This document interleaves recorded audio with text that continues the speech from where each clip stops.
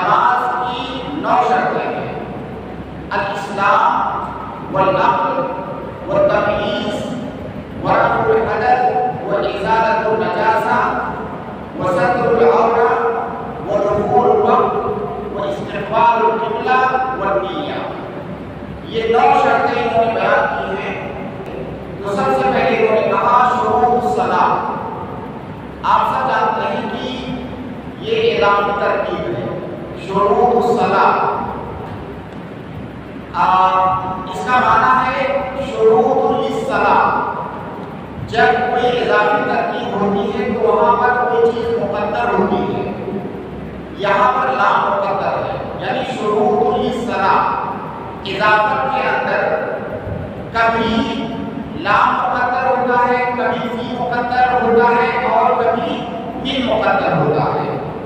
اضافت والی کوئی بھی ترکیب ہوگی تو اس میں یا تو لام یا فی یا من، ان تینوں چیزوں میں سے کوئی ایک چیز مقدر مانیں گے۔ اگر کوئی ایسی اضافت ہے، اضافت میں دو کلمے ہوتے ہیں، اگر کوئی ایسی اضافت ہے جس میں ایک چیز دوسری چیز کی جنس ہے تو وہاں پر ہم من مقدر مانیں گے۔ جیسے کہا جائے کہ خاتم الذهب، یہ اضافت ہے، خاتم الذهب یعنی خاتم من ذهب۔ اور اگر ایک چیز دوسری چیز کے لیے ظرف ہو، ایسی صورت میں وہاں پر بھی مقدر مانیں گے۔ جیسے کہا جائے، جیسے اللہ تعالیٰ قرآن کریم کے اندر کہتا ہے وَالْمَغْرِبُ اللَّيْلِ وَالنَّهَارِ، اے فِي اللَّيْلِ وَالنَّهَارِ۔ تو اگر ایک چیز دوسری چیز کے لیے ظرف ہو تو وہاں پر بھی مقدر مانیں گے۔ اور ان دونوں کے علاوہ اگر کوئی ترکیب ہے تو ایسی صورت میں وہاں پر لام مقدر مانیں گے۔ تو جو یہ مولوی رحمہ اللہ نے کہا شروط الصلاۃ، اس یہاں پر لام مقدر ہے، یعنی شروط للصلاۃ۔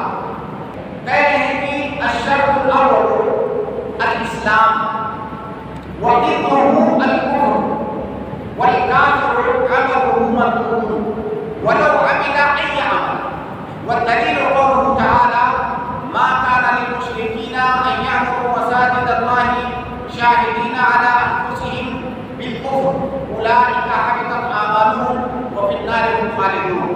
یہ پہلی دلیل انہوں نے دیا اسلام کے نماز کے لیے اسلام کی شرط ہونے کی۔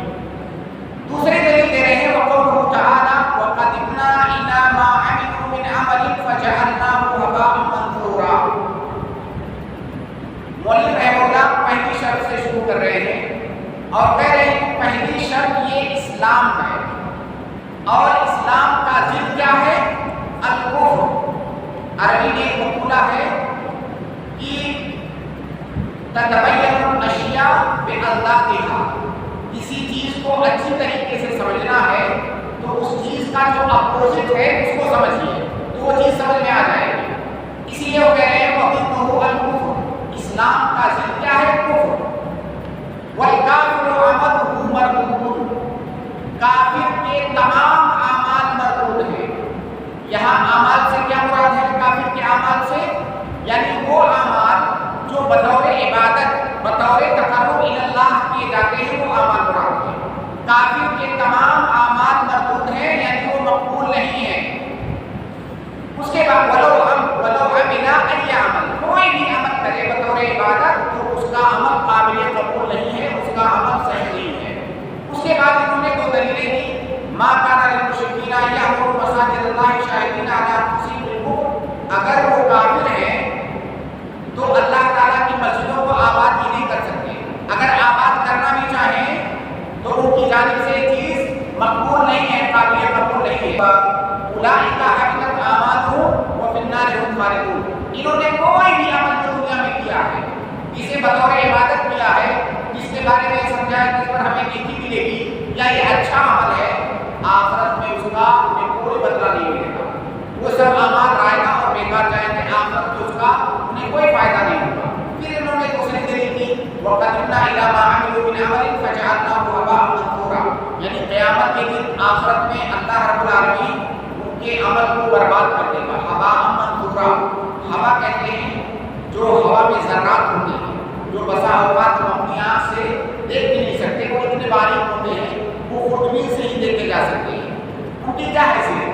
ان کی کوئی حیثیت نہیں ہے، منظور مطلب بکھرے ہوئے۔ تو اللہ رب العالمین ان کے اعمال کو جو انہوں نے دنیا میں کیا ہے کفر کی حالت میں، ان اعمال کا آخرت میں کوئی اعتبار نہیں ہوگا۔ ان کی حیثیت ایسے ہوگی جیسے ہوا میں یہ جو ذرات بکھرے ہوئے ہیں جنہیں ہم دیکھ بھی نہیں سکتے۔ یہ تو پہلی شرط ہے نماز کے لیے اسلام۔ یہاں پر جو اسلام کو شرط بتایا گیا ہے نماز کے لیے، یہ شرط وجوب بھی ہے، شرط صحت بھی ہے، شرط اجزاء بھی ہے۔ اب اس کا معنی میں بیان کرتا ہوں۔ اسی طرح سے ہم نے جو شروط الصحہ ہیں ان کی دو قسمیں بتائی تھی، شرط وجودی اور شرط عدمی۔ اسلام جو ہے شرط وجودی ہے۔ شرط وجودی کا معنی ہم بیان کر چکے ہیں کہ وہ شرط جس کے کرنے کا حکم دیا جائے وہ شرط وجودی ہے، اور جس چیز سے بچنے کے لیے رکنے کے لیے کہا جائے اس کو شرط عدمی کہتے ہیں۔ تو اسلام یہ شرط وجودی ہے کیونکہ اسلام لانے کے لیے کہا جا رہا ہے، اسلام لاؤ پھر نماز پڑھو پھر آپ کی نماز صحیح ہوگی۔ تو اسلام یہ شرط وجود بھی ہے، شرط صحت بھی ہے اور شرط اجزاء بھی ہے۔ اب اگر کوئی انسان جو کہ اسلام نہیں لایا ہے وہ نماز، پہلی بات تو اس کے اوپر نماز واجب ہی نہیں ہے، اس سے یہ نہیں کہا جائے گا کہ چلو نماز پڑھو، کیونکہ اگر اس کے اوپر نماز واجب ہوتی تو اس سے کہا جاتا کافر سے کہ چلیے نماز پڑھیے، نماز چھوڑتا تو اس کی سزا بھی اسے دی جاتی۔ لیکن ہم کسی کافر سے مطالبہ نہیں کر سکتے، نہ اس کو سزا دے سکتے نماز چھوڑنے پر دنیا کے اندر، کیونکہ اسلام یہ شرط وجود ہے نماز کے لیے، تو نماز واجب نہیں ہے اس کے اوپر۔ دوسری بات یہ شرط صحت ہے، اگر فرض کر لیجیے وہ نماز پڑھے گی، اگر وہ نماز پڑھے تو اس کی نماز صحیح نہیں ہوگی، اس کی نماز صحیح نہیں ہوگی۔ اور یہ شرط اجزاء بھی ہے۔ شرط اجزاء کیسے ہے؟ جیسے نماز کا وقت ہوا، اس وقت نماز کا وقت ہوا، کوئی انسان کافر تھا، اب تھوڑی دیر کے بعد اور کفر کی حالت میں اس نے نماز پڑھی ہے، کافر تھا کفر کی حالت میں اس نے نماز پڑھا، تھوڑی دیر کے بعد وہ اسلام لایا۔ اب جب اسلام کا دور میں نماز کا ٹائم باقی ہے، اب جب یہ اسلام لایا ہو تو پہلے تو نماز پڑھ چکا ہے، وقت کے اندر ہی پڑھا ہے اس نے، لیکن کیا اس میں وہ نماز کافی ہے؟ اس کی وہ نماز کافی نہیں ہے، اسے دوبارہ نماز پڑھنی ہوگی، اور وہ وقت کے اندر اسلام لایا ہے۔ تو اس کو کہتے ہیں شرط اجزاء۔ وہ نماز جو حالت کفر میں اس نے پڑھا ہے وہ نماز کافی نہیں ہے، اگر وقت کے اندر اسلام لے آیا تو اسے دوبارہ وہ نماز پڑھنی ہوگی، یہ شرط اجزاء کا معنی ہے۔ تو اسلام یہ شرط وجوب بھی ہے، شرط صحت بھی ہے اور شرط اجزاء بھی ہے۔ تو خلاصہ کیا ہوا کہ اگر کوئی کافر نماز پڑھے تو اس کی نماز صحیح نہیں ہے، اور وہ چاہے اصلی کافر ہو یا مرتد ہو۔ کافر دو طریقے ہوتے ہیں، ایک وہ جو اصلی کافر ہے جو ابھی اسلام لایا ہی نہیں سرے سے، اور ایک وہ کافر ہے جو اسلام تو لایا تھا پھر وہ مرتد ہو گیا۔ تو چاہے وہ مرتد ہو یا اصلی کافر ہو اس کی نماز صحیح نہیں ہے کفر کی حالت میں۔ اب اس کی دلیلیں آئیے دیکھتے ہیں، دو دلیلیں تو مولوی رحمہ اللہ نے ذکر کر دی ہیں۔ ایک اللہ تعالیٰ کا فرمان کہ ما کان للمشرکین ان یعمروا مساجد اللہ الی آخر الآیہ، دوسرا اللہ تعالیٰ کا قول تو وقدمنا الی ما عملوا من عمل فجعلناہ ہباء منثورا، یہ بھی اس بات کی دلیل ہے کہ کافر کے عمل کا کوئی اعتبار نہیں ہے، نہ تو وہ عمل صحیح ہے نہ تو اس پر کوئی ثواب ملے گا۔ اسی طرح سے اللہ تعالیٰ کا فرمان ہے کہ وما منعهم ان تقبل منهم نفقاتهم الا انهم كفروا بالله وبرسوله، اگر کافر کوئی مال خرچ کرتا ہے تو اس کو اس خرچ پر کوئی ثواب نہیں ملے گا۔ کیوں نہیں ملے گا؟ کیونکہ اس نے کفر باللہ اور کفر بالرسول کیا ہے، اللہ پر ایمان نہیں لایا ہے، رسول پر ایمان نہیں لایا ہے۔ یہاں پر سمجھنے والا نقطہ یہ ہے کہ جب کوئی انسان کوئی چیز خرچ کرتا ہے، کوئی مال خرچ کرتا ہے تو اس کا فائدہ اکیلے اسے نہیں ہوتا ہے، ایک تو اس کو ثواب ملتا ہے، وہ فائدہ اس کا ہے، اور وہ مال، اس مال سے دوسرے لوگوں کا فائدہ ہوتا ہے، اس کا نفع متعدی ہے۔ جس چیز کا نفع متعدی ہے وہ زیادہ بہتر ہے، اپنا بھی، اس کا بھی فائدہ ہوا، دوسرے کا بھی فائدہ ہوا۔ تو جب نفقہ اور صدقہ اور دوسرے پر مال خرچ کرنے کا اسے کوئی اجر نہیں مل رہا ہے، تو نماز تو ایسی چیز ہے جس کا فائدہ دوسروں کو ہونے والا نہیں ہے، تو اس کا اجر اسے کیسے ملے گا؟ تو بدرجہ اولا نماز اس کی صحیح نہیں ہوگی اور اس کا کوئی اجر اس کو نہیں ملے گا۔ اسی طرح سے چوتھی دلیل یہ ہے کہ اللہ کے نبی صلی اللہ علیہ وسلم نے معاذ بن جبل رضی اللہ تعالیٰ عنہ کو جب یمن بھیجا تو کیا کہا اسے؟ انہیں دعوت کے لیے بھیجا تھا، آپ نے کہا انک تأتی قوم من اہل الکتاب فلیکن اول ما تدعوهم الیہ، پہلی چیز جس کی دعوت دینا شہادت اللہ الہ الا اللہ و ان محمد رسول اللہ، سب سے پہلے اس کی دعوت دینا۔ کیوں؟ وجہ کیا؟ وجہ یہ ہے کہ اس کے بغیر اگر کوئی کام کریں گے، وہ کوئی عمل کریں گے تو اس کا کوئی فائدہ نہیں ہوگا، وہ عمل اللہ کے ہاں قابل قبول نہیں ہوگا۔ اس لیے پہلے انہیں اسلام کی دعوت دینا، شہادتین کی دعوت دینا۔ تو اللہ کے نبی صلی اللہ علیہ وسلم نے پہلے شہادتین کا ذکر کیا، اس کے بعد آپ نے فرمایا کہ فَإِنْهُمْ أَجَابُوكَ لِذَلِكَ، اگر تمہاری یہ بات مان لیں اور اسلام لے آئیں، اس کے بعد فَعَلِمْهُمْ أَنَّ اللَّهَ افْتَرَضَ عَلَيْهِمْ 5 صلوات، پھر ان سے بتانا کہ اللہ تعالیٰ نے دن اور رات میں 5 نمازیں فرض کی ہیں۔ گویا کہ نماز کا نمبر شہادتین کے بعد آئے، اگر شہادتین سے پہلے کوئی نماز پڑھتا ہے تو اس کی نماز صحیح نہیں ہے، وہ قابل قبول نہیں ہے۔ تو یہ بات دلیلیں ہیں کہ اسلام شرط ہے نماز کی صحت کے لیے، نماز کے وضو کے لیے اور نماز کی اجزا کے لیے۔ اب یہاں پر ایک مسئلہ ہے کہ اگر کوئی آدمی اسلام لے آیا، اسلام کیسے لائے گا کوئی آدمی؟ شہادتین کے ذریعے سے، لا الہ الا اللہ محمد رسول اللہ کے ذریعے انسان اسلام میں داخل ہوا۔ جب وہ اسلام میں داخل ہو گیا تو اب وہ جو نماز پڑھے گا اس کی نماز صحیح ہے، لیکن کیا وہ نماز مقبول ہے یہ الگ مسئلہ ہے، یہ باریک نکتہ ہے، اس کو سمجھیے۔ نماز کا صحیح ہونا الگ بات ہے، نماز کا اللہ تعالیٰ کے یہاں قابل قبول ہونا، اس پر ثواب ملنا، یہ الگ بات ہے۔ ہو سکتا ہے آپ کی نماز صحیح ہو لیکن مقبول نہ ہو، نماز ہو سکتا ہے آپ کی صحیح ہو لیکن مقبول نہ ہو۔ تو نماز کی مقبولیت کے لیے یا کسی بھی عبادت کی مقبولیت کے لیے 2 شرطیں، دونوں شرطیں کیا ہے؟ اسی شہادتین کے اندر موجود ہے۔ پہلی شرط ہے اخلاص، پہلی شرط ہے اخلاص، اور اس کی دلیل ہے لا الہ الا اللہ۔ لا الہ الا اللہ کا تقاضا ہے کہ آپ کے اعمال میں اخلاص پایا جائے۔ اخلاص کا ضد کیا ہے؟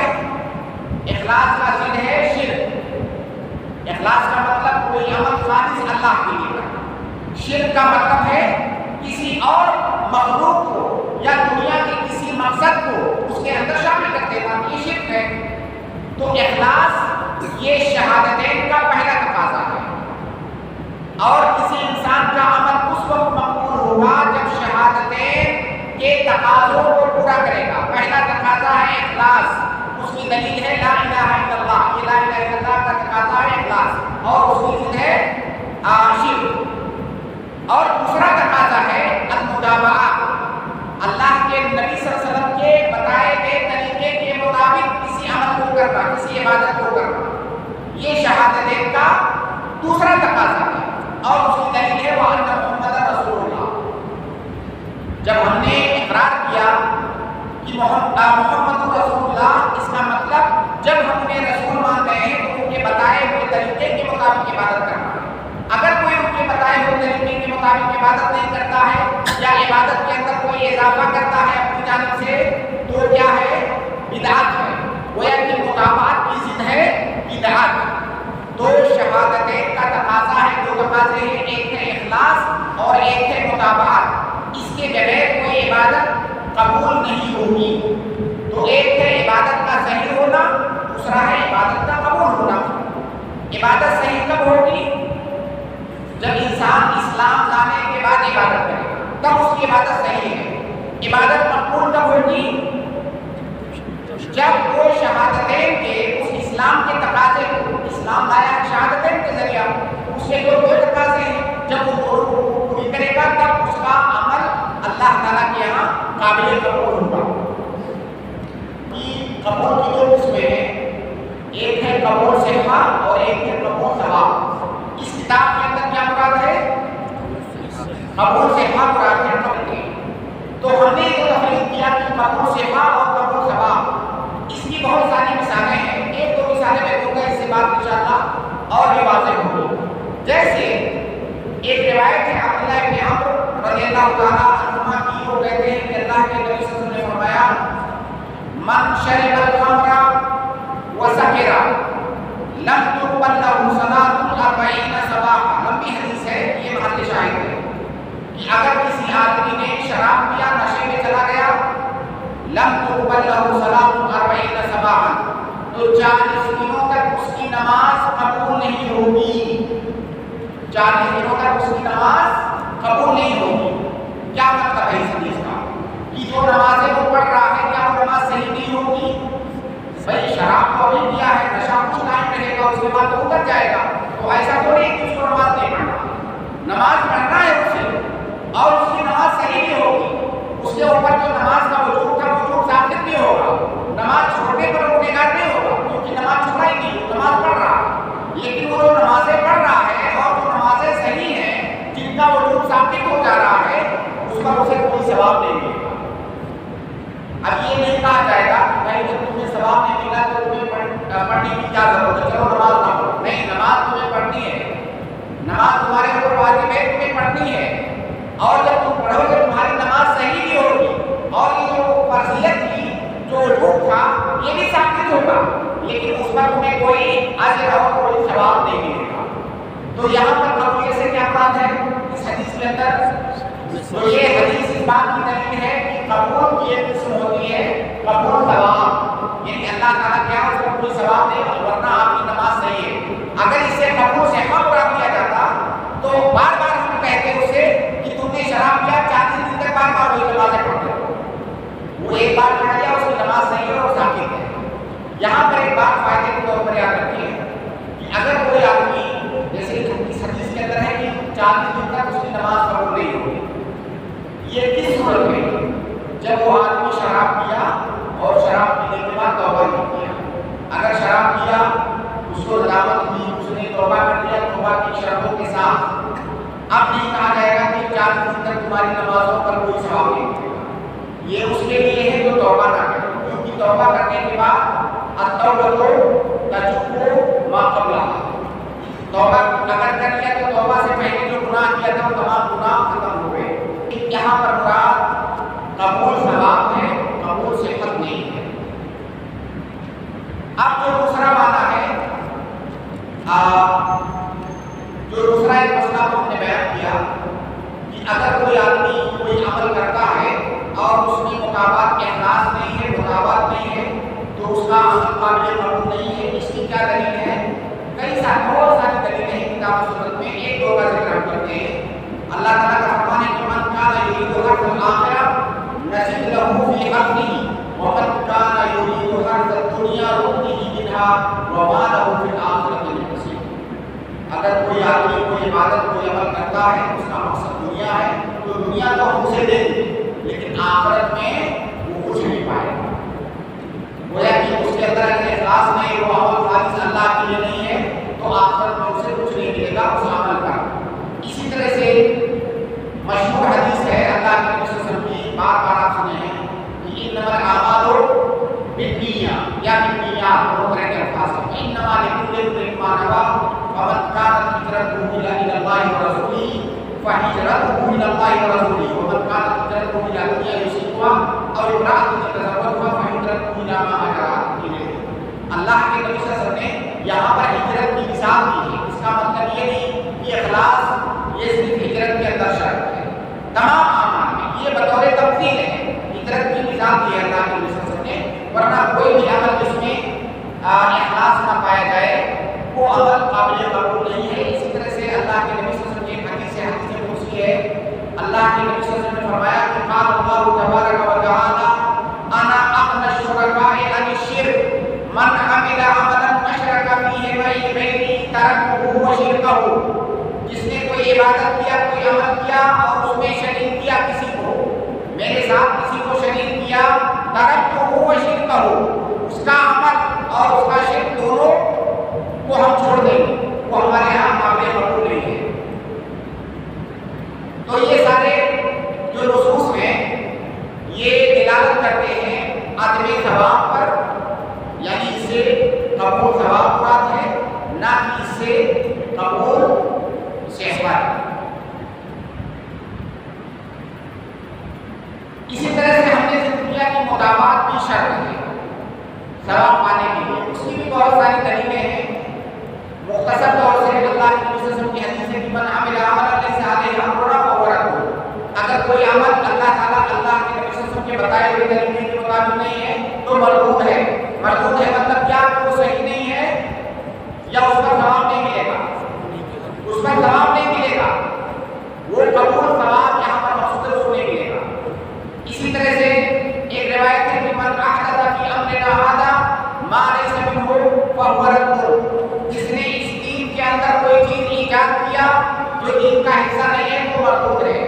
یہاں پر ایک نقطہ سمجھیں، کئی سارے لوگ جو بدعتی ہوتے ہیں، جب ان سے ہم کسی عمل کے بارے میں کہتے ہیں کہ بھائی فلاں عمل بدعت ہے، ہم کیوں کر رہے ہیں، تو وہ بھی یہ بات مانتے ہیں کہ بدعت غلط بات ہے، کیونکہ اللہ کے نبی صلی اللہ علیہ وسلم نے بدعت کی مذمت کی ہے جگہ جگہ پر۔ تو وہ کیا کہتے ہیں کہ آپ لوگ ہر چیز کو بدعت کہتے ہو، یہ مائی بھی تو بدعت ہے، یہ بریانی کھاتے ہو یہ بھی تو بدعت ہے، اللہ کے نبی صلی اللہ علیہ وسلم نے نہیں کھایا، فلاں کام کا آپ یہ چشمہ لگاتے ہو یہ بھی تو بدعت ہے۔ دیکھیے اس کا جواب اس حدیث کے اندر موجود ہے، من احدث فی امرنا ھذا، اگر نئی چیز کا ایجاد دین کے اندر، دین کے معاملات میں، دین کے مسائل میں اگر کیا جا رہا ہے تو اس کو بدعت کہا جائے گا۔ دنیاوی مسائل میں بدعت نہیں ہے، بدعت کا تعلق عبادات سے، دین میں اور عبادت میں اگر کوئی نئی چیز ہے تو وہ بدعت ہے، نہ کہ دنیا داری میں۔ دنیا داری میں تو آپ ہزاروں اور لاکھوں طرح کی نئی نئی چیزیں آتی ہیں تو کیا وہ بدعت ہے؟ نہیں۔ اسی طرح سے اللہ کے نبی صلی اللہ علیہ وسلم کی ایک اور حدیث ہے، عباد بن ساریہ کی بہت معروف روایت رضی اللہ تعالیٰ عنہ، اللہ کے نبی صلی اللہ علیہ وسلم فرماتے ہیں کہ وَإِيَّاكُمْ وَمُحْدَثَاتِ الْأُمُورِ فَإِنَّ كُلَّ مُحْدَثَةٍ بِدْعَةٌ وَكُلَّ بِدْعَةٍ ضَلَالَةٌ۔ تو یہ جو تینوں روایتیں میں نے پیش کی، یہ بدعت کے باب میں ان تینوں روایتوں کو اصل مانا جاتا ہے، اور انہی تینوں روایتوں کو سامنے رکھ کر کے آپ بدعت اور سنت کے درمیان فرق کر سکتے ہیں۔ خلاصہ یہ کہ کسی عمل کے قبول ہونے کے لیے تاکہ اس پر ثواب ملے، اخلاص اور مداوات یہ شرط ہے، اور کسی عمل کا صحیح ہونا اس بات کی دلیل نہیں ہے کہ وہ عمل مقبول بھی ہے۔ لیکن اگر کوئی عمل صحیح ہے، اگر کوئی عمل صحیح ہے تو اس کا وجود ثابت ہو جائے گا، ثواب پانا یہ ضروری نہیں ہے، ثواب کی یہ دوسری شرط ہے۔ اب یہاں پر ایک اور اہم مسئلہ ہم سمجھ لیتے ہیں۔ ہم نے کہا کہ عمل کی مقبولیت کے لیے ضروری ہے کہ اس میں اخلاص اور پایا جائے اور مطابقت پائی جائے۔ گویا کہ اگر کسی عمل کے اندر شرک پایا گیا، اخلاص کی چیز ہے شرک، تو وہ عمل قابل قبول نہیں ہے۔ اسی طرح نماز میں بھی اگر شرک پایا گیا تو نماز قابل قبول نہیں ہے۔ لیکن کیا وہ نماز صحیح ہوگی کہ نہیں؟ ہاں شاید نماز صحیح ہوگی کہ نہیں؟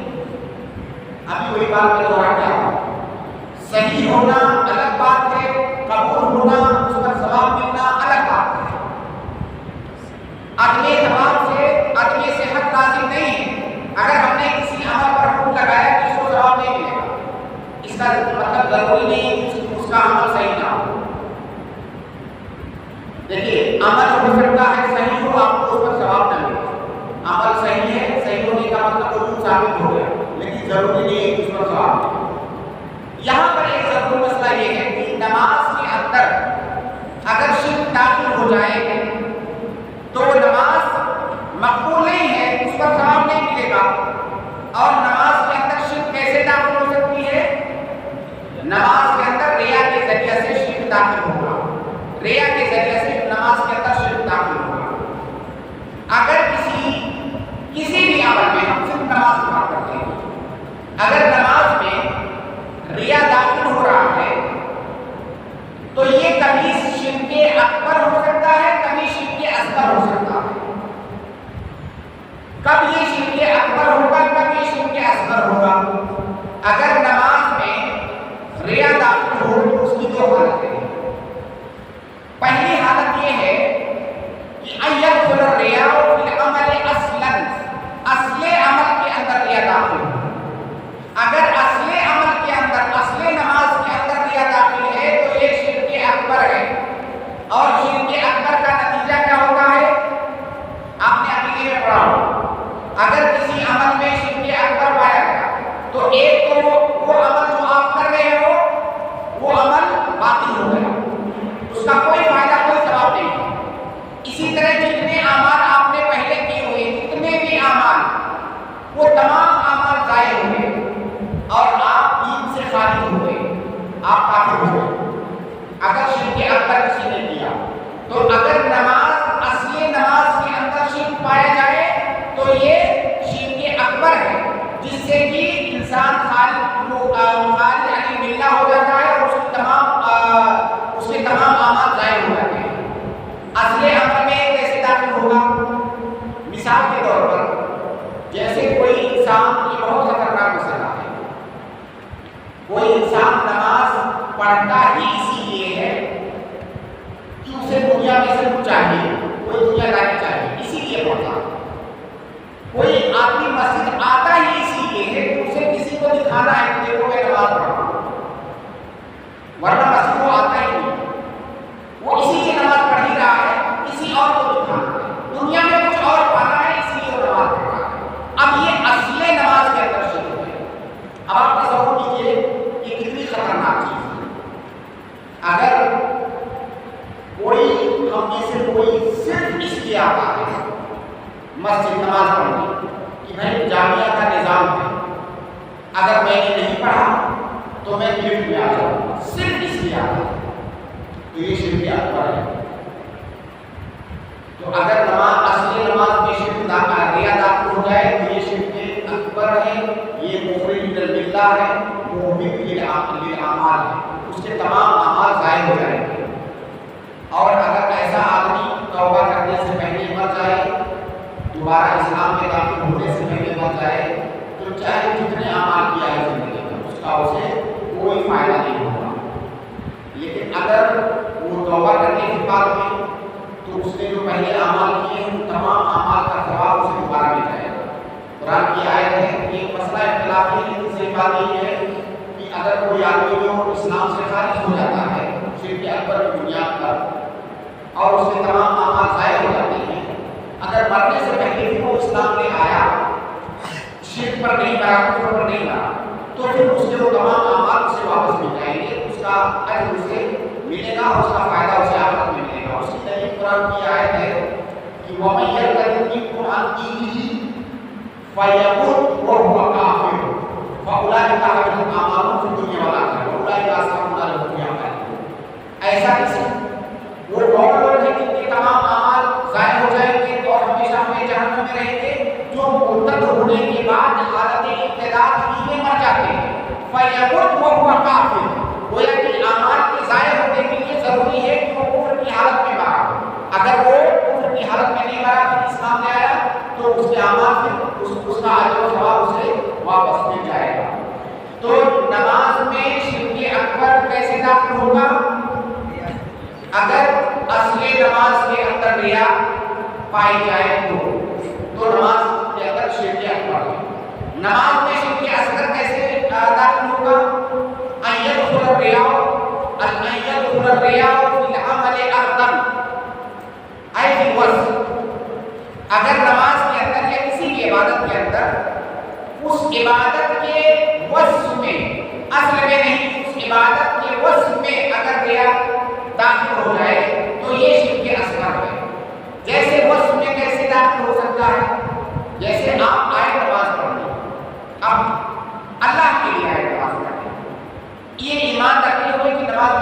واجب ہے آپ نماز پڑھنے آئے. اب نماز پڑھنے آئے, نماز پڑھ رہے ہیں, اچانک کسی ایسے آدمی کے آنے کی آہٹ آئی آپ کو کہ جو کوئی بڑا آدمی ہے, مثال کے طور پر کوئی ذمہ دار ہے. اب اس کو آپ کو دکھانا ہے کہ میں بہت زیادہ خوشبو سے پڑھتا ہوں. اگر تلاوت قرأت کر رہے ہیں تو قرأت کو تھوڑا سا اس کی وجہ سے اور اچھا بنا رہے ہیں, نماز کو تھوڑی سی اور لمبی کر رہے ہیں. یہ نماز کے وصف میں گیا. اگر کسی انسان کی وجہ سے نماز کے کسی وصف کو اور بہتر بنا رہے ہیں اس کو دکھانے کے لیے تاکہ وہ آپ کو اچھا سمجھے, تو یہ نماز کے وصف میں گیا ہے. اور یہ ہے شرک اصغر. شرک اصغر کا کیا حکم ہے کہ وہ عمل جو آپ کر رہے ہیں وہ عمل ضائع ہو جائے, اس پر آپ کو کوئی اجر نہیں ملے گا. لیکن اس سے پہلے جو آپ نے اعمال کیے ہوئے وہ اعمال ان کا کیا ہوگا, وہ ضائع نہیں ہوگا. اسی طرح سے شرک اصغر سے انسان اسلام سے خارج نہیں ہوگا. بہرحال اگر ریا نماز کے وصف کے اندر پایا جائے تو وہ نماز کیا صحیح ہے کہ نہیں؟ نماز صحیح ہے. ایک ہوتا تو میں بتا رہا ہوں وہ نماز صحیح ہے لیکن وہ نماز اس پر جواب نہیں ہے, یعنی قبول جواب نہیں, مقبول قبول جواب نہیں ہے. وہ نماز اس پر جواب نہیں ہے کیونکہ اس کے اندر یہ ہے. اب اگر کسی نماز کے وصف میں ریا پایا جائے تو یہ دو حالتوں سے خالی نہیں ہے. وصف کے اندر ریا کی مثال میں نے دے دی. اگر نماز کے وصف میں ریا پایا جائے تو دو حالتوں سے خالی نہیں ہے. پہلی حالت دیکھیے, نماز اس نے شروع کیا تھا اخلاص کے ساتھ, اندر جو ہے ریا ہے کسی وصف کے اندر. اس کی ایک حالت یہ ہے کہ ان یجاہد نفسہ فی نفی الریا. جب ریا آیا, دل میں وہ خیال آیا, اب وہ مجاہدہ کر رہا ہے, اس کو دور کرنے کی کوشش کر رہا ہے. پھر بھی آ جا رہا ہے, وہ دور کر رہا ہے, لڑ رہا ہے اس سے. یہ جو خیال آیا ہے غلط قسم کا, اس خیال سے لڑ رہا ہے, اس کو دفع کرنے کی کوشش کر رہا ہے بار بار, لیکن پھر بھی آ جا رہا ہے اور اسے مجاہدہ کر رہا ہے. ایسی صورت میں اس انسان کا عمل مقبول ہے, اس انسان کا عمل ضائع نہیں ہے. اس کو یہ بھی کہا جائے گا کہ اس نے ریا کیا ہے, شرک اصغر کیا, اس انسان کا عمل مقبول ہے, بلکہ وہ یہ جو مجاہدہ کر رہا ہے اس مجاہدہ پر بھی اس کو اجر ملے گا. تو پہلی حالت یہ ہے کہ ریا آئے اور وہ انسان اس کے نتیجہ کے لیے مجاہدہ کرے. دوسری صورت یہ ہے کہ وہ ریا آیا اور وہ مجاہدہ نہیں کر رہا, بل یسترسل مع الریا ولا یدافع. وہ ریا آیا اور اسی کے ساتھ وہ بہتا چلا گیا اور اچھا بتاتا چلا گیا اس کو دکھانے کے لیے. کسی آدمی کو نماز کو دکھانے کے لیے میں اچھی نماز پڑھتا ہوں, وہ اس کو اور بھی اسی میں بہتا چلا گیا. اس جذبے کے ساتھ اگر وہ بہتا چلا گیا تو اس کی بھی دو حالت ہے. اس کی دو حالت ہے. پہلی حالت یہ ہے کہ وہ عمل اس کے اندر ابھی ریا آیا ہے, وہ کوئی ایسا عمل ہو جو تجزی کو قبول نہ کرتا, تجزیوں کو قبول نہ کرتا. مطلب اگر اس کا وہ اسی وقت صحیح ہوگا جب اول تا آخر صحیح ہو. اس عبادت کو دو حصوں میں بانٹنا یہ ممکن نہ ہو. ان یکون العمل مما تنبنی صحت اوله علی صحت آخره. اب بتائیے نماز جو ہے کیا ایسا ممکن ہے کہ نماز کا بعض حصہ صحیح ہو اور بعض حصہ غیر صحیح ہو؟ نہیں. نماز جزء لا یتجزا ہے. تکبیر تحریمہ سے لے کر کے تسلیم تک نماز ایک ہی چیز ہے. اگر کہیں پر بھی گڑبڑی آئے تو نماز باطل. مان لیجیے وہ رکوع کا چوتھی رکعت میں جا کر کے ٹوٹا, تو کیا ہم کہیں گے کہ تین رکعتیں صحیح ہیں؟ نہیں. تو نماز ایک ایسی عبادت ہے جس کا اول اور آخر ملا ہوا ہے صحت کے اعتبار سے. آخر اسی وقت صحیح ہوگا جب اول صحیح ہوگا, اول تا آخر جب صحیح ہوگا. اگر ایسی عبادت کے اندر یہ ریا آیا ہے جس میں وہ بہتا چلا گیا ہے اور مدافع اور مجاہدہ نہیں کیا ہے تو وہ عبادت صحیح نہیں ہے, وہ عبادت باطل ہے. وہ عبادت مطلب مقبول نہیں ہے. وہ صحیح نہ ہونے کا مطلب وہ عبادت مقبول نہیں ہے. دوسری حالت یہ ہے کہ وہ ایسا عمل ہو جو تجزیوں کو قبول کرتا ہو.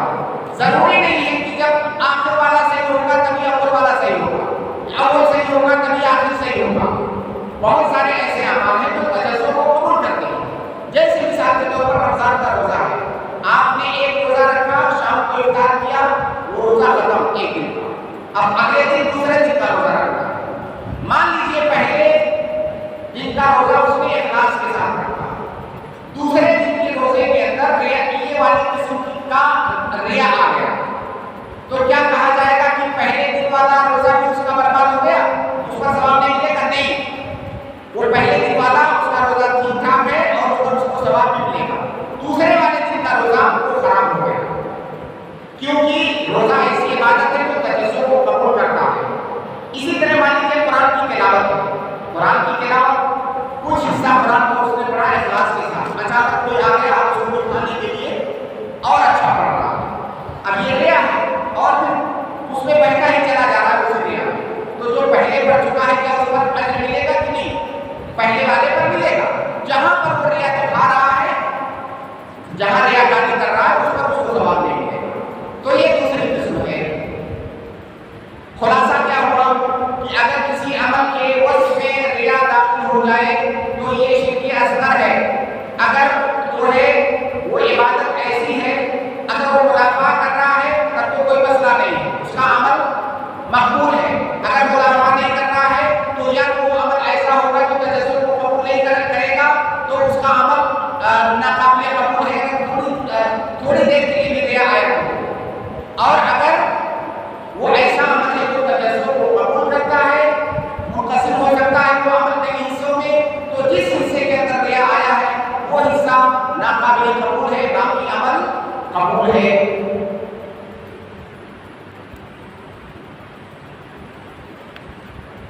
اب ابھی تک جو ہم نے بیان کیا اس کا خلاصہ یہ ہے کہ نماز اسلام, یہ نماز کے صحیح ہونے کے لیے شرط ہے. اسلام یہ نماز کے صحیح ہونے کے لیے شرط ہے. اگر کوئی کافر نماز پڑھتا ہے تو اس کی نماز صحیح نہیں ہوگی اور نہ ہی اسے اس پر اجر ملے گا. یہاں پر ایک اصولی مسئلہ آتا ہے کہ یہ جو کفار ہیں کیا یہ نماز کے مخاطب ہیں کہ نہیں؟ یہ مسئلہ آپ کو اس میں پڑھا ہوگا. حل الکفار مخاطبون بفروع الشریعۃ الاملا, چاہے نماز ہو, روزہ ہو, حج ہو, زکات ہو, جتنے بھی اسلام کے احکام ہیں, کیا ان احکام کے مخاطب کفار بھی ہیں کہ نہیں ہیں؟ اگر ہم یہ کہیں ہم فی الحال نماز میں رہتے ہیں, ہم اگر یہ کہیں کہ کفار نماز کے مخاطب ہیں, تو سوال یہ ہے کہ پھر اگر انہوں نے نماز پڑھ لیا تو نماز صحیح کیوں نہیں ہے؟ بھائی ان کو خطاب کیا گیا تھا کہ نماز پڑھو, انہوں نے نماز پڑھ لیا, ان کی نماز کیوں نہیں صحیح ہے؟ اور اگر ہم یہ کہیں کہ مخاطب نہیں ہے تو سوال یہ پیدا ہوگا کہ جب یہ کفار نماز کا خطاب ان کے لیے نہیں تھا تو پھر آخرت میں ان کو اس پر سزا کیوں ملے گی؟ جب ان سے کہا ہی نہیں گیا تھا نماز پڑھنے کے لیے, تو نماز چھوڑنے پر ان کو سزا کیوں ملے گی؟ اس کی دلیل قرآن کیا ہے کہ ماں سزا کرو فی سکر قالوا لم نكن من المصلين ولم نكن نطعم المسكين, کئی ساری چیزوں کو بیان کیا گیا ہے. تو گویا کہ نماز چھوڑنے پر ان کو سزا دی جائے گی آخرت میں. تو اگر یہ نماز کے مخاطب نہیں تھے تو اس چیز پر ان کو سزا کیوں دی جا رہی ہے؟ مختصر انداز میں یہ پہلی شرط تھی نماز کی, جو کہ شرط وجوب بھی ہے. کافر پر نماز واجب نہیں ہے, مطالبہ نہیں کیا جائے گا دنیا میں اس سے نماز پڑھنے کا. شرط صحیح بھی ہے, اگر وہ پڑھ بھی لے تو اس کی نماز صحیح نہیں ہے. اور شرط اجزا بھی ہے, اگر اس نے پڑھ لیا اس کے بعد اسلام آیا تو اب وہ جو پڑھ لیا ہے وہ کافی نہیں ہے, دوبارہ اس نماز کو لوٹائے گا اگر ٹائم کے اندر یہ سب کچھ پڑھ لیا. یہ پہلی شرط ہے. اب ہم دوسری شرط میں آتے ہیں. دوسری شرط کیا ہے؟ قرآن میں اللہ کہہ رہے ہیں الثانی العقل. دوسری شرط ہے عقل. وضدہ الجنون, اور عقل کا ضد کیا ہے؟ جنون. والمجنون مرفوع عنه القلم حتى يفيق, اور جو مجنون ہے مرفوع قلم ہے اس وقت تک جب تک کہ اسے افاقہ نہ ہو جائے, وہ صحیح نہ ہو جائے, اس کا جنون صحیح نہ ہو جائے. اس کی دلیل ہے اللہ کے نبی صلی اللہ علیہ وسلم کی حدیث رفع القلم عن ثلاثة النائم حتى يستيقظ والمجنون حتى يفيق والصغير حتى يبلغ. تو تین لوگ جن کو اللہ کے نبی صلی اللہ علیہ وسلم نے مرفوع قلم بتایا، تین میں سے ہے ایک ہے النائم حتی یستيقظ، کوئی سو رہا ہے جب تک بیدار نہ ہو جائے تب تک مرفوع قلم ہے. کوئی پاگل انسان جس کی عقل کام نہیں کر رہی ہے، جب تک اس کی عقل ٹھکانے نہ آ جائے، صحیح نہ ہو جائے تب تک وہ مرفوع قلم ہے. اسی طرح سے بچہ جب تک بالغ نہ ہو جائے تب تک مرفوع قلم ہے. یہ تو عقل جو ہے یہ دوسری شرط ہے نماز کے لیے. یہ بھی شرط وجوب بھی ہے، شرط صحت بھی ہے اور شرط اجزا بھی ہے. مطلب کیا ہوا کہ کسی پاگل پر نماز واجب نہیں ہے، اور اگر وہ نماز پڑھے تو اس کی نماز صحیح بھی نہیں ہے. اور اگر اس نے پاگل پنی کی حالت میں نماز پڑھ لیا، اس کے بعد صحیح ہو گیا، وقت باقی ہے، تو یہ اس کو نماز دہرانا ہوگا کیونکہ وہ جزی نہیں ہے. تو یہ شرط وجوب بھی ہے، شرط صحت بھی ہے، شرط اجزا بھی ہے. مولوی رحمہ اللہ نے یہاں پر جب مثال دیا تو اس نے مجنون سے مثال دیا. تو کیا صرف پاگل آدمی ایسا ہوتا ہے جس کی عقل کام نہیں کرتی ہے؟ پاگل کے علاوہ اور بھی لوگ ہو سکتے ہیں جن کی عقل کام نہ کرتی ہے. جیسے کوئی انسان سوتا ہے تو اس کی عقل کام نہیں کرتی ہے، یا کوئی انسان بے ہوش ہو گیا اس کی عقل کام نہیں کرتی ہے. کسی انسان کا آپریشن کرنا ہے، اس کو بے ہوشی کا انجیکشن دیا گیا، اس کی عقل کام نہیں کرتی ہے. تو یہ تمام لوگ اس میں داخل ہیں. یہاں جو انہوں نے مثال دیا ہے المجنون، مجنون تو ایک خاص قسم کے آدمی کو کہا جاتا ہے جس کی عقل کام نہیں کرتی. اس سے مراد وہ تمام لوگ ہیں جن کی عقل کام نہیں کر رہی ہے، عقل زائد ہو گئی ہے. جیسے کوئی آدمی شراب پی لیتا ہے، شراب پینے کے بعد بھی اس کی عقل کام نہیں کرتی، عقل زائد ہو جاتی ہے.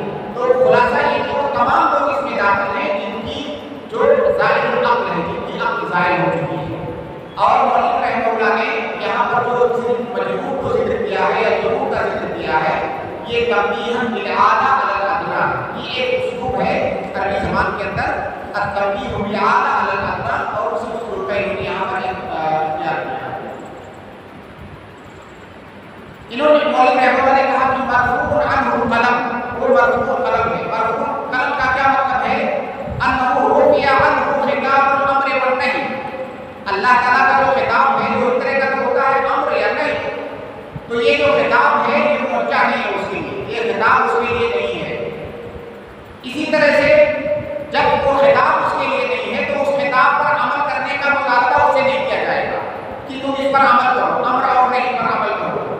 اور نہ ہی اس پر اسے جواب ملے گا کرنے پر، اور نہ ہی چھوڑنے پر اس کو گناہ ملے گا. یہ مرفوع قلم کا مطلب ہے کہ نہ تو اس کے اوپر اس کے لیے نیکی کی جائے گی، نہ تو اس کے لیے گناہ لکھا جائے گا، اور نہ ہی اس سے مطالبہ کیا جائے گا.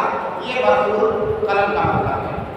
اب یہاں پر ایک مسئلہ سمجھیے، وہ یہ ہے ہم نے کہا کہ یہاں پہ مراد ہر وہ انسان ہے جو فاقد العقل ہے، جو عقل گواہ رہتا ہے، اس وقت اس کی عقل کام نہیں کر رہی. فاقد العقل کی دو قسمیں ہیں. ایک ایسا انسان جو ہمیشہ کے لیے فاقد العقل ہے، جیسے پاگل ہوتا ہے کوئی، چاہے پیدائشی پاگل ہو یا بعد میں پاگل ہو گیا ہو، اللہ رب العالمین ہم سب کو محفوظ رکھے.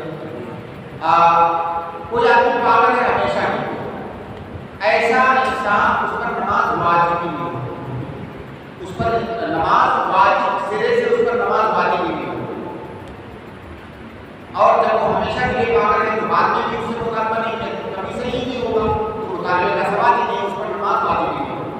تو پہلا فاقد العقل وہ جو ہمیشہ کے لیے وہ ابداً فاقد العقل. دوسرا ایسا فاقد العقل جو فاقد العقل مؤقتاً وقتی طور سے اس کی عقل چلی گئی کسی وجہ سے، جیسے کوئی بے ہوش ہو گیا، کسی بیماری کی وجہ سے بے ہوش ہو گیا، اس کو کوئی چوٹ لگ گئی بے ہوش ہو گیا، کوئی حادثہ ہو گیا بے ہوش ہو گیا، یا اسی طرح کوئی انسان سو رہا ہے، سوتے وقت وہ بے ہوش ہوتا ہے، عقل اس کی کام نہیں کرتی ہے. اسی طرح کوئی آدمی شرابی ہے، شراب پی لیا، نشے میں ہے، اس کی عقل کام نہیں کر رہی ہے. یا جیسے میں نے مثال دیا کہ آپریشن وغیرہ کرنے کے لیے بے ہوشی کی دوا دی جاتی ہے انجیکشن کی شکل میں یا کسی کی شکل میں، انسان بے ہوش ہو جائے گا کہ جو ہے اس کا آپریشن ہو سکے، وہ انسان بھی فاقد العقل ہے۔ لیکن یہ سارے جو فاقد العقل ہیں یہ وقتی طور سے فاقد العقل ہے۔ جو انسان وقتی طور سے فاقد العقل ہے بھائی اس کے بارے میں تو یہ نہیں کہا جا سکتا کہ کبھی بھی آگے یا پیچھے کبھی بھی اس کے اوپر نماز واجب نہیں، یہ تو نہیں کہا جا سکتا کیونکہ آپ نے وقتی طور سے کمایا ہے، پہلے عاقل تھا بعد میں بھی عاقل ہوگا، پہلے نماز اس پر واجب تھی بعد میں نماز اس پر واجب ہوگی، جب تک وہ انسان فاقد العقل ہے تب تک اس کے اوپر نماز واجب نہیں ہے۔ تو جو انسان وقتی طور سے فاقد العقل ہے اس کی تین قسمیں ہیں۔ پہلا وہ انسان جو سونے کی وجہ سے فاقد العقل ہے، پہلا وہ انسان جو سونے کی وجہ سے فاقد العقل ہے۔ اگر ایسے انسان کی نماز سونے کی وجہ سے چھوٹ جائے تو ایسا انسان جب بیدار ہوگا تو ان تمام نمازوں کی قضا کرے گا جو فقد عقل کی حالت میں یا دوسرے لفظوں میں سونے کی حالت میں جو نمازیں فوت ہو گئی ہیں۔ اللہ کے نبی صلی اللہ علیہ وسلم کی معروف حدیث ہے من نام عن الصلاۃ او نسیھا فلیصلیھا اذا ذکر، تو اگر کوئی سویا ہوا آدمی اس کی چاہے کتنی نمازیں چھوٹ جائیں نیند میں، جب وہ بیدار ہوگا وہ نماز پڑھے گا، تمام نمازوں کو پڑھے گا جو نمازیں اس کی چھوٹ گئی ہیں۔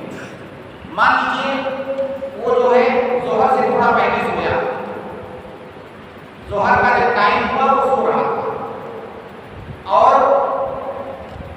وہ سوتا رہا، جاگ نہیں پایا، کسی نے جگایا نہیں، ظہر کا پورا ٹائم نکل گیا، عصر کا وقت ہو گیا، عصر کا وقت بھی داخل ہوا، سویا رہا، عصر کا وقت بھی نکل گیا، اب مان لیجیے وہ مغرب کے وقت میں جاگا۔ اب یہ جو دو نمازیں فرض ہوئی ہیں ظہر اور عصر، یہ کس حالت میں فرض ہوئی ہیں؟ کیا اس کے پاس عقل تھی؟ نہیں، عقل نہ ہونے کی حالت میں وہ نمازیں آئیں اور چلی گئی، تو کیا یہ کہا جائے گا کہ بھائی اس کے اوپر نماز واجب ہی نہیں ہوئی کیونکہ عقل تو اس کے پاس تھی ہی نہیں، وہ جب نماز کا ٹائم آیا تو اس کے پاس عقل نہیں تھی، تو کیا یہ کہا جائے گا کہ اس کے اوپر نماز واجب نہیں ہوئی؟ نہیں، اس کے اوپر نماز واجب ہوگی کب واجب ہوگی؟ سونے کی حالت میں واجب ہوئی تھی؟ نہیں، سونے کی حالت میں واجب نہیں ہوئی تھی نماز۔ یہ جو حدیث میں نے ابھی پڑھی اور فلیصلیھا اذا ذکر، جب وہ آدمی اس کو نماز یاد آئے یا وہ جب بیدار ہو اسی وقت وہ اس نماز کو پڑھے، اب اس کے اوپر نماز واجب ہو گئی۔ تو پہلی قسم ہے ایسا فاقد العقل جو سو کر کے جس کی عقل گئی ہے، جب وہ بیدار ہوگا تمام نمازوں کی قضا کرے گا۔ دوسری قسم ہے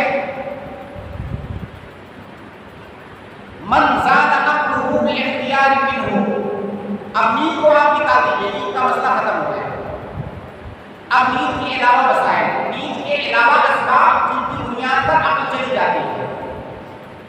من زاد عقلہ باختیار منہ، جس کی عقل زائد ہوئی ہو اس کے اپنے اختیار اور ارادے سے، اپنے اختیار اور ارادے سے کسی کی عقل زائد ہو گئی اور اسی بیچ میں اس کی کئی نمازیں چلی گئی،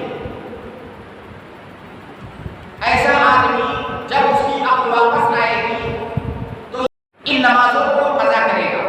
من زاد عقلہ باختیار منہ فعلیہ قضاء ما فات من الصلوات حال زوال العقل، یہ نہیں کہا جائے گا کہ جب نماز کا وقت آیا تھا تو اس کی عقل تھی ہی نہیں لہذا وہ نماز اس کے اوپر واجب نہیں ہے، وہ نماز اس کے اوپر واجب ہے، ان تمام نمازوں کی وہ قضا کرے گا جو عقل نہ ہونے کی حالت میں آئی اور نکل گئی، وہ نہیں پڑھ سکا۔ یہ کون سا آدمی ہے؟ من زاد عقلہ باختیار منہ، یہ مقید رکھیں، جس کی عقل زائد ہوئی ہو اس کی اپنی اختیار اور ارادے سے۔ کوئی مثال بتائیں؟ جیسے کوئی آدمی شراب پی لیا تو اپنی اختیار سے گئی ہے نا اس کی عقل، وہ شراب پی لیا، یا اور کوئی مثال بتائیں؟ جیسے کوئی انجیکشن لگوایا آپریشن کروانے کے لیے تو اختیار سے ہوا ہے نا، اس کے اختیار اور ارادے سے ہوا ہے۔ اب اسی پر آپ اگر کوئی اور نئی صورت آتی ہے اسی پر آپ قیاس کر لیجیے، اگر اختیار اور ارادے سے عقل جا رہی ہے تو اس درمیان جتنی نماز، مان لیجیے کسی کو بے ہوش کیا گیا 2-3 دن کے لیے بے ہوش کیا گیا کسی وجہ سے، کسی عملیہ کے لیے، اب وہ جو 2-3 دن کی جتنی بھی نمازیں اس کی چھٹی ہیں، ہوش میں آنے کے بعد تمام نمازوں کو سے پڑھنا، کیونکہ قاعدہ ہم نے بیان کیا کہ من زاد عقلہ باختیار منہ فعلیہ قضاء ما فات من صلوات حال زوال عقلہ. اس کو آپ قاعدے کی طرح یاد رکھیں، صرف نماز کے باب میں نہیں، تمام ابواب میں، تمام عبادات میں تو یہ قاعدہ ہے. تیسری حالت کیا ہے؟ من زاد عقلہ بدون اختیار منہ، دوسرے کے عکس بالکل، من زاد عقلہ بدون اختیار منہ فلیس علیہ قضاء ما فات من الصلوات حال زوال العقل. اگر اس کے اختیار کے بغیر اس کی عقل زائل ہو گئی اور اس بیچ میں اس کی کئی نمازیں چلی گئی، چھوٹ گئی، اب جب اس کی عقل واپس آئے گی تو کسی بھی نماز کی وہ قضا نہیں کرے گا. بطور قاعدہ یاد رکھیں، نماز کے باب میں بھی اور دیگر عبادات کے ابواب میں بھی. جیسے کوئی ایکسیڈنٹ ہو گیا، بے ہوش ہو گیا، چوٹ لگی، بے ہوش ہو گیا، اب وہ 10-15 گھنٹہ بے ہوش رہا، اس بے ہوشی کی حالت میں اس کی کئی نمازیں نکل گئی. اب جب وہ ہوش میں آئے گا تو کیا ان نمازوں کو پڑھے گا؟ یہ نمازیں اس کے اوپر واجب نہیں، ان نمازوں کی قضا کرنا اس کے لیے واجب نہیں، کیونکہ مغمہ علیہ اغما اس کے اختیار اور ارادے سے طاری نہیں ہوتا. تو کوئی بھی ایسا سبب جس کی وجہ سے عقل زائل ہو جائے اور وہ سبب اس کے اختیار میں نہ ہو، تو اس حالت میں چھوٹی گئی نمازوں کی قضا اس کے اوپر نہیں ہے. وہ نمازیں کم ہوں یا زیادہ ہوں، اس کی کوئی قید نہیں ہے. ان زاد عقلہ باختیارہ فعلیہ القضاء مطلقا وان کان بغیر اختیارہ فلا قضاء علیہ. اسی ایک لائن کی روشنی میں تمام مسائل، اس سے متعلق تمام آنے والے مسائل پر آپ لگا سکتے ہیں.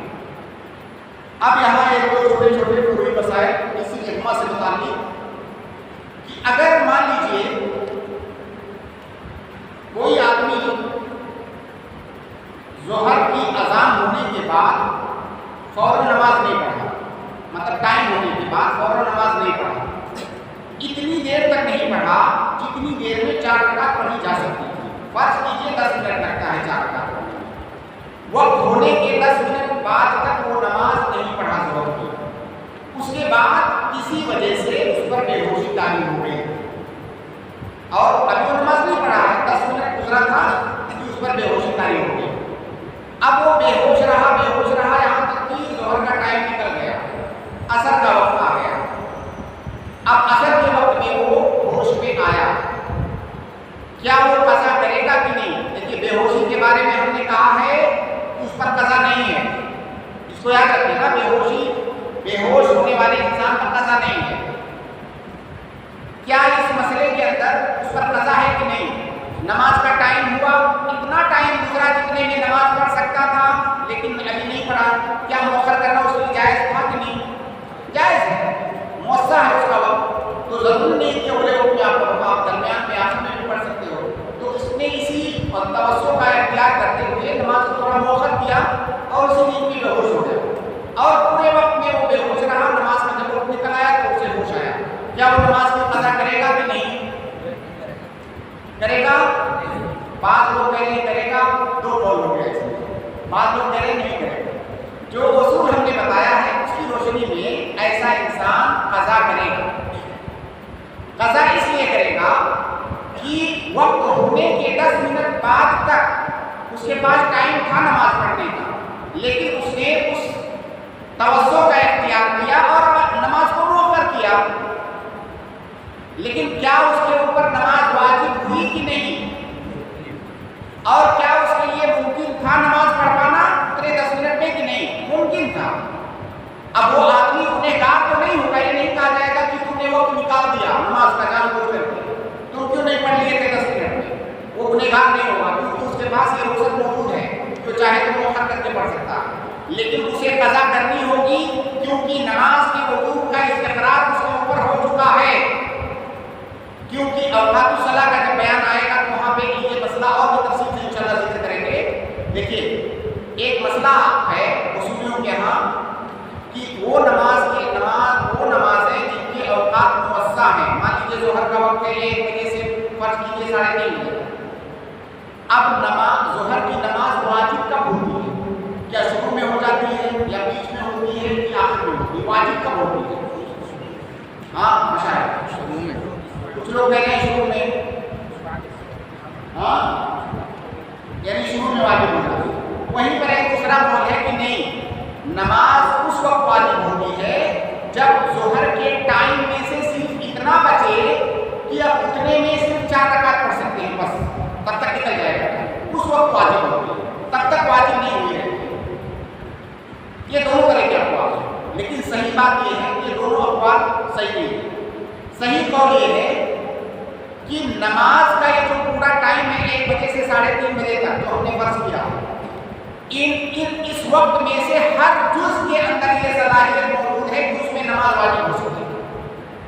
اب اس کی بنیاد پر یہ جو 10 منٹ اس کا گزرا ہے جس میں 4 رکعت وہ پڑھ سکتا تھا، کیا اس کے اندر صلاحیت ہے کہ نہیں اس 10 منٹ میں کہ نماز اس پر واجب ہو سکے؟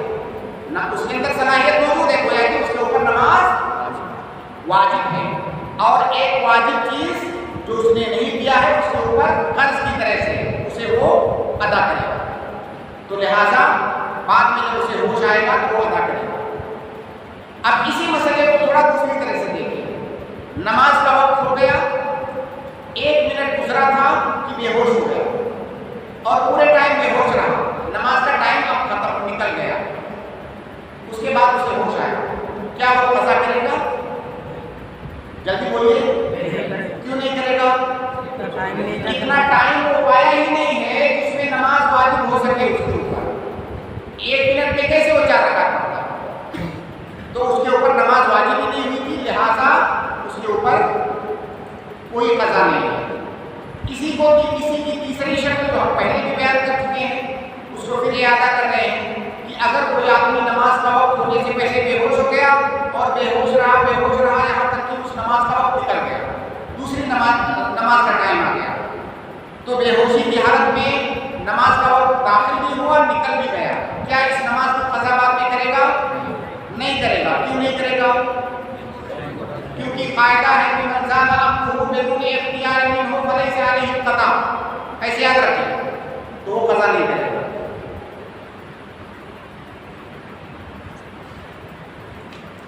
یہاں پر ایک اور اشکال آ سکتا ہے، دیکھیے شرابی اپنے اختیار سے اپنی عقل کھوتا ہے نا، اور وہ بھی ایسا اختیار جس میں کہ اسے گناہ ہے۔ شراب پینے پر وہ ایک تو گنہگار ہو رہا ہے اور ایک اپنی عقل کھو دے رہا ہے، جس کی وجہ سے اس کے کئی سارے واجبات چھوٹ جا رہے ہیں۔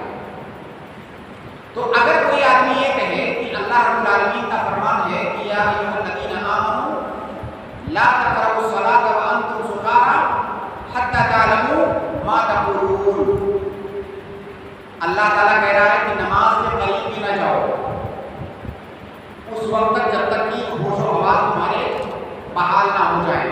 جب شراب پیے اور نماز کے قریب مت جاؤ یہاں تک کہ تمہارے ہوش و حواس واپس نہ آ جائیں۔ اب یہاں پر اگر کوئی کہے کہ جب شرابی کو کہا گیا کہ نماز کے قریب بھی مت جاؤ، اسے منع کیا گیا، اور نشے کی حالت میں اس کی جو نمازیں چھوٹ گئی ہیں، اب اس سے مطالبہ کیوں کر رہے ہو کہ قضا کرو؟ ہم نے یہی اصول بیان کیا نا کہ شرابی کی نماز جو نشے کی حالت میں چھوٹی ہے اس کی قضا کرے گا کیونکہ اس کے اختیار سے عقل اس کی ضائع ہوئی ہے۔ تو اللہ تعالیٰ تو کہہ رہا ہے کہ نماز کے قریب مت جاؤ اس شرابی کو، اور آپ کہہ رہے ہو کہ چلو قضا کرو، تو جس نماز کے قریب جانے سے اس کو منع کیا گیا تھا اس نماز کی قضا کا مطالبہ آپ کیسے کر رہے ہو؟ یہ اگر اعتراض کوئی کرے تو اس کا جواب یہ ہے کہ ایسا نہیں ہے کہ اس آیت میں اس کو مطلق طور سے شرابی کو نماز کے قریب جانے سے منع کیا گیا ہے، بلکہ اس کو حالت سکر میں نماز کے قریب جانے سے منع کیا گیا ہے۔ جب تک وہ آدمی ہوش و حواس اس کے بحال نہ ہو جائے تب تک اس کو نماز کے قریب جانے سے منع کیا گیا ہے۔ ایسا نہیں ہے کہ مطلق طور سے شرابی کو کہا گیا ہے کہ تم کو نماز ہی نہیں پڑھنا ہے۔ دوسری بات یہ کہ اگر یہ کہہ دیا جائے کہ شراب کے نشے کی حالت میں جو تمہاری نمازیں چھوٹی ہیں وہ تمہیں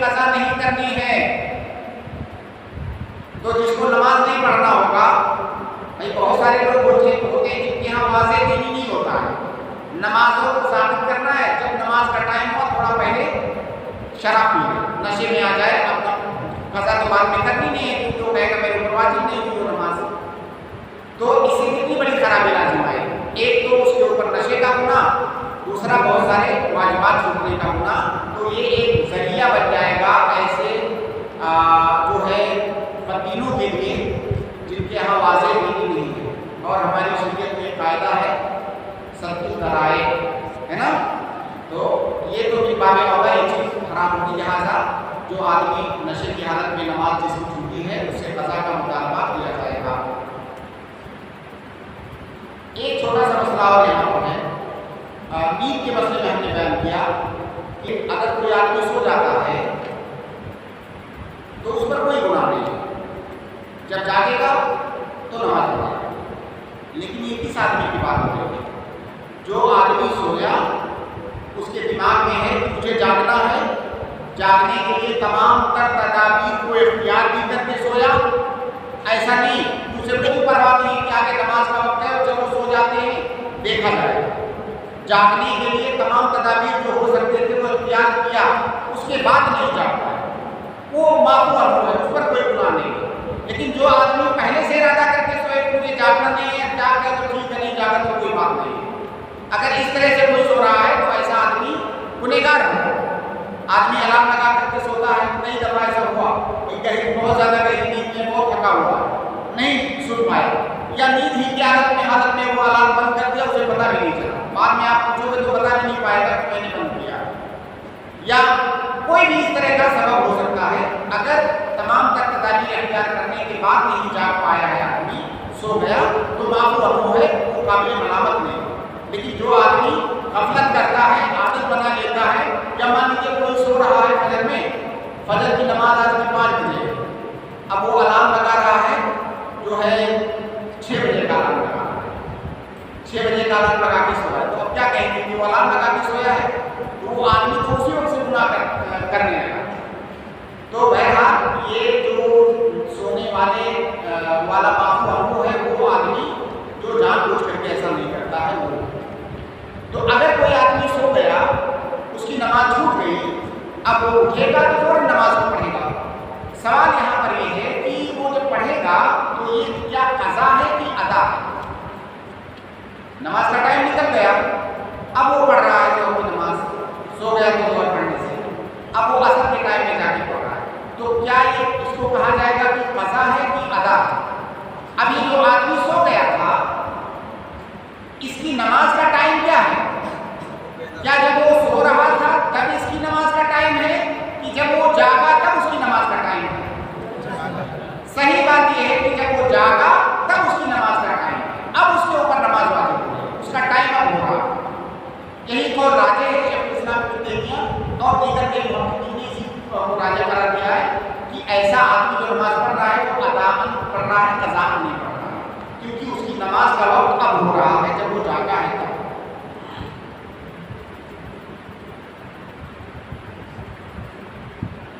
تو یہ بعض مسائل ہوئے عقل سے متعلق کہ عقل یہ نماز کے وضو کے لیے بھی شرط ہے، نماز کی صحت کے لیے بھی شرط ہے، اور نماز کی اجزاء کے لیے بھی شرط ہے۔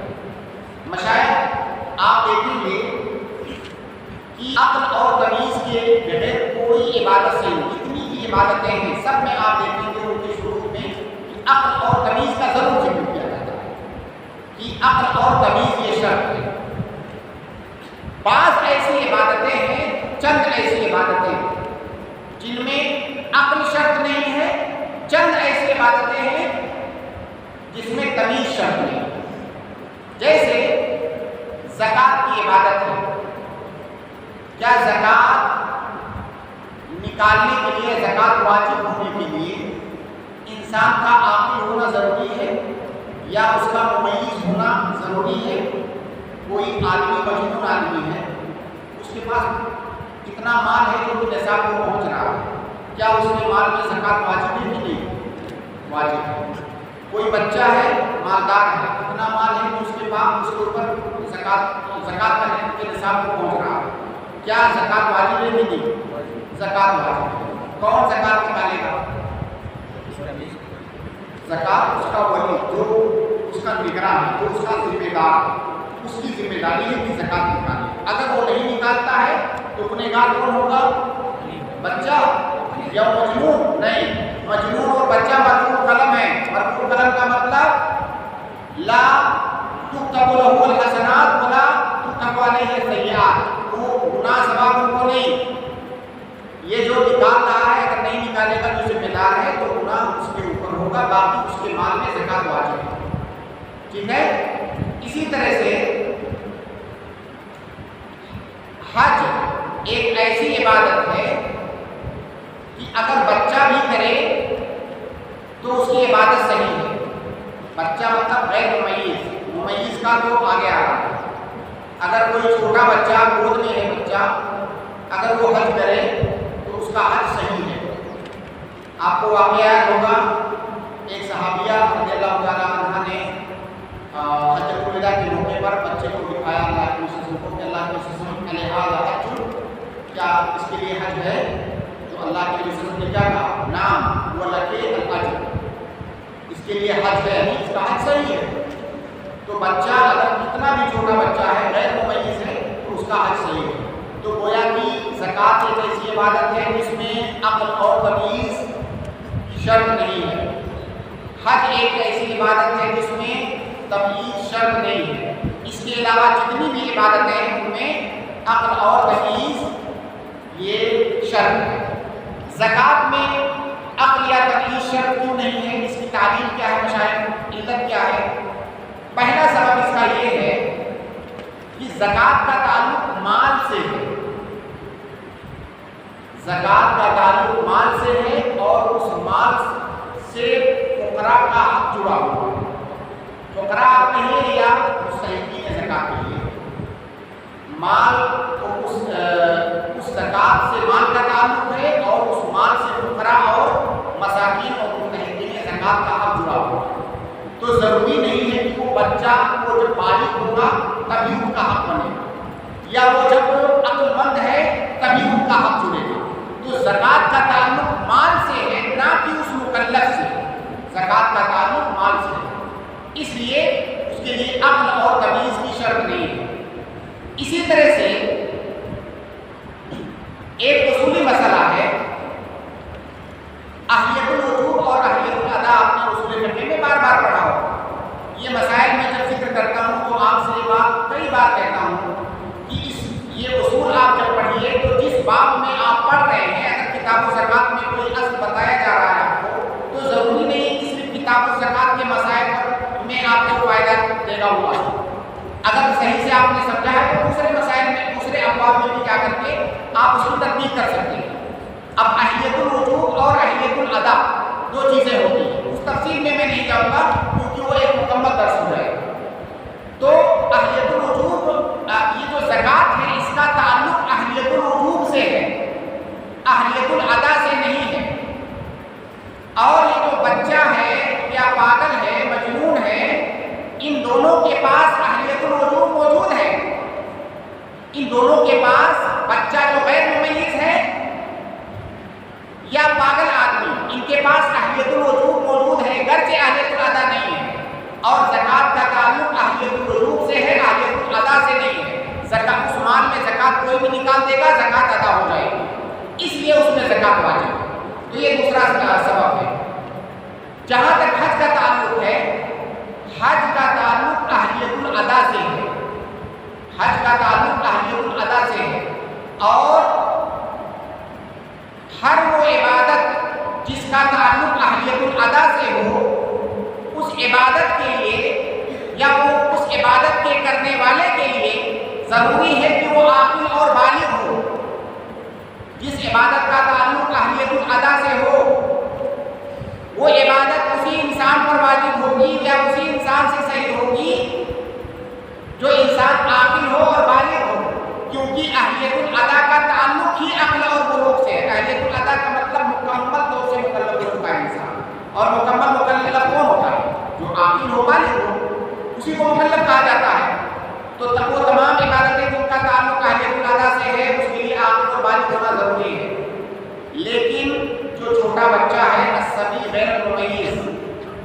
اس کا حج صحیح کیوں مانا گیا؟ اس اصول کے برعکس اصول تو یہ ہے کہ حجۃ الادا کے لیے عاقل اور بالغ ہونا ضروری ہے، تب عبادت صحیح ہوگی، لیکن چھوٹے بچے کے حج کو صحیح کیوں مانا جا رہا ہے؟ دیکھیے قواعد میں آپ نے پڑھا ہوگا کہ دنیا کے اندر کوئی بھی قاعدہ کلیہ نہیں ہوتا ہے، اغلبیہ ہوتا ہے۔ تقریباً تمام قواعد کے کچھ مستثنیات ہوتے ہیں، تمام اصولوں کے ایکسیپشن ہوتے ہیں، مستثنیات، اور ان مستثنیات کے لیے دلیل چاہیے۔ اگر کوئی دلیل آ جائے تو ہم کہیں گے کہ 99 چیزیں تو اس قاعدے کے مطابق ہیں، لیکن ایک چیز اس قاعدے کے خلاف ہے تو اس کے لیے دلیل آ گئی ہے۔ تو بچے کے لیے، چھوٹے بچے کے لیے اس کے حج کے صحیح ہونے کے لیے الگ سے دلیل آ گئی ہے، جیسا کہ میں نے ابھی ذکر کیا۔ ورنہ ہر وہ عبادت جس کا تعلق حجۃ الادا سے ہے اس کے لیے عاقل اور بالغ ہونا ضروری ہے۔